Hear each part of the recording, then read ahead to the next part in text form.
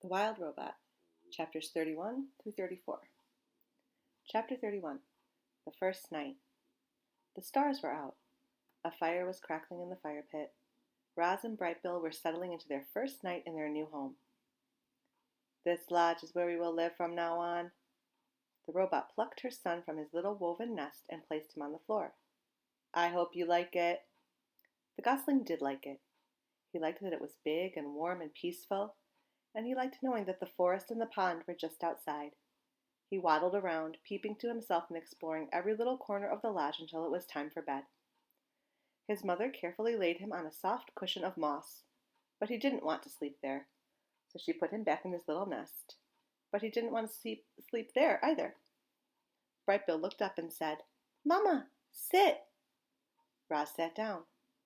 Then he said, "Mama, hold." Roz held him. The robot's body may have been hard and mechanical, but it was also strong and safe. The gosling felt loved.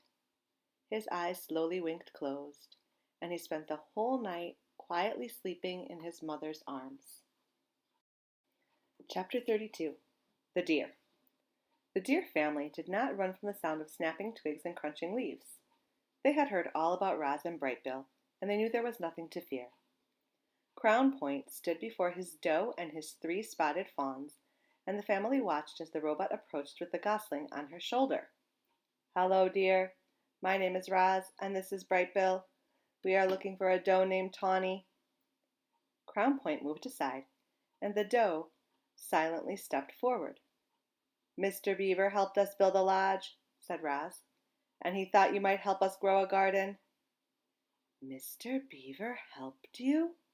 came Tawny's gentle voice. "You must have done something for the beavers." "I brought them freshly cut trees," said Roz. Tawny looked at Crown Point, and the buck nodded slowly. "I will help you grow a garden," said the doe to the robot, "if you will let my family eat from it." The robot nodded in agreement, and then she quietly led Tawny back to the nest. Chapter 33. The Garden. After inspecting the grounds, Tawny asked Roz to remove all the dried brambles and weeds and leaves from the garden area. She asked her burrowing friends, the moles and the groundhogs, to dig through the dirt and loosen the soil. And then she asked all the neighbors to do something rather peculiar. "Please, leave your droppings around the nest. The more droppings, the richer the soil, the healthier the garden."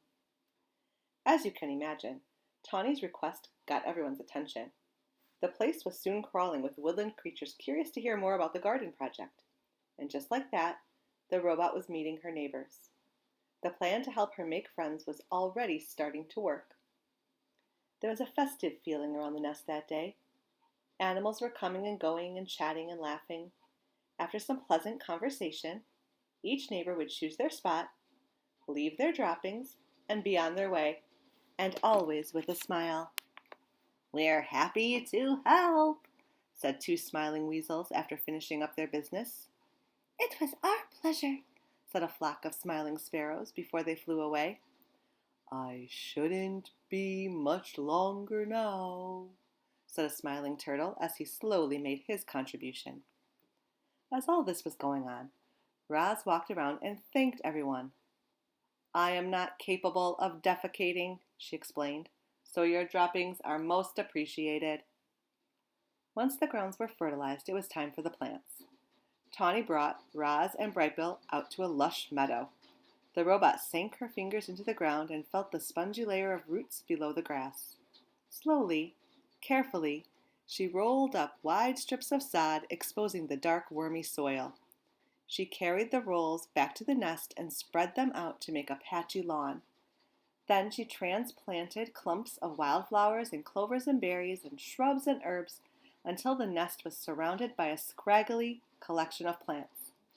"It's not much to look at now," said Tawny, "but the grass will grow into these gaps, and the flowers and bushes should perk up in a few days. I'll return soon to make sure it's all taking root.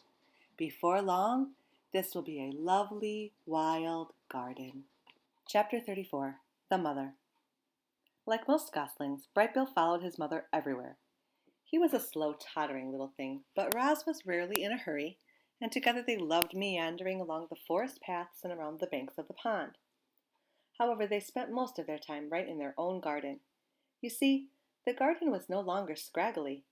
Thanks to the robot's careful attention, it was now bursting with colors and scents and flavors. Clearly, Roz was designed to work with plants.